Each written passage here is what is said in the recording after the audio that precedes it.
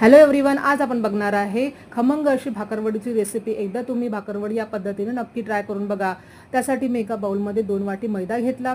त्यामध्ये मी 1 चमचा बेसन, 1 चमचा तांदळाचं पीठ, चिमूटभर मीठ, थोडंसं ओवा आणि 1 चमचा तेल गरम करून मी मोहनसाठी टाकलेलं आहे। बघा, तेल गरम होते म्हणून तुमच्या साहाय्याने मी सर्व इन्ग्रेडियंट्स मिक्स करून घेतले। बघा, नंतर मी परत त्याला हातात साहाय्याने मिक्स करून घेऊन त्यामध्ये थोडं थोडं पाणी टाकून मैदा मस्त मीडियम असा मळून घेणार आहे।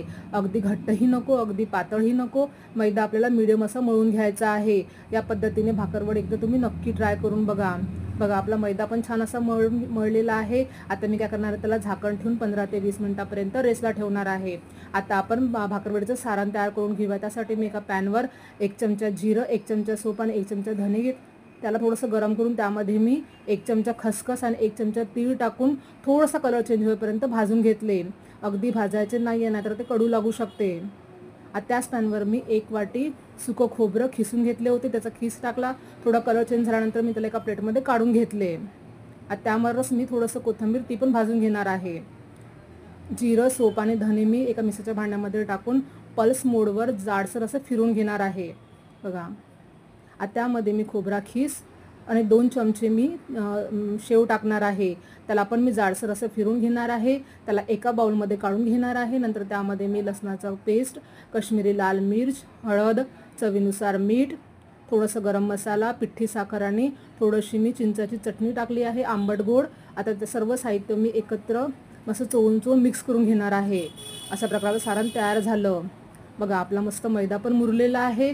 आता त्याला मी एकदम मळून घेते आणि त्याचे मी असे 4 गोळे तयार करून घेतलेले आहे। आता एक गोळा घेऊन मी पालतं करून त्यावर असं चपाती मी लाटून घेणार आहे। बघा, मीडियम चपाती लाटून घ्यायची आहे। बघा, मी तुम्हाला दाखवते। नंतर त्यावर मी चिंच चटणी अशी अप्लाय करून घेतली। त्यामुळे काय होतं, जे सारण आहे ते व्यवस्थित चिपकून राहील। आज सारांचे बी बरोबर मी 4 भाग केलेले आहे।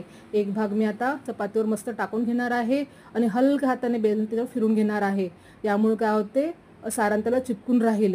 नंतर घट्टसर असा रोल तयार करून घेणार आहे। बघा, मी एकदा तुम्ही या पद्धतीने भाकरवडी नक्की ट्राय करून बघा। शेवटी पण मी थोडंसं चिंच चटणी लावणार आहे आणि रोल मी पॅक करून घेणार आहे। बघा, आणि आपल्याला असं फिरवायचं, यामुळे काय होतं, त्यामधली हवा निघून जाते। अशा प्रकारे मी बाकीचे गोळे पण म्हणजे रोल तयार करून घेतले।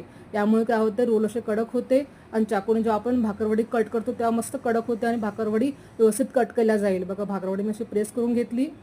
बघा, आपली भाकरवडी तयार झालेली आहे।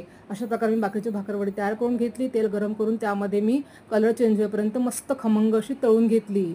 बघा, मंद आचेवर भाकरवडी तळून घ्यायची आहे। आजची रेसिपी तुम्हाला कशी वाटली कमेंट करून मला नक्की सांगा। भेटू नेक्स्ट व्हिडिओमध्ये। Bye bye.